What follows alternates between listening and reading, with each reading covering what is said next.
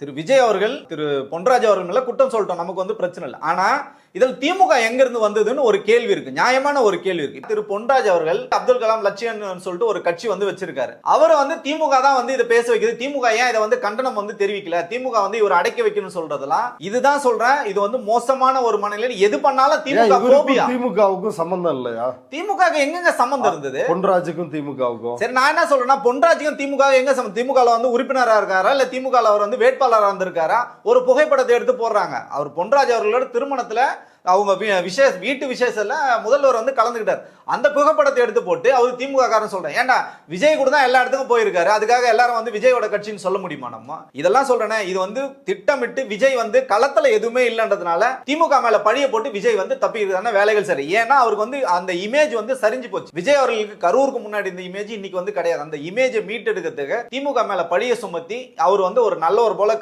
காமிச்சிக்கிறது உள்ளபடியே ரொம்ப வந்து வெக்கக்கேடான விஷயமா பாக்குறோம்.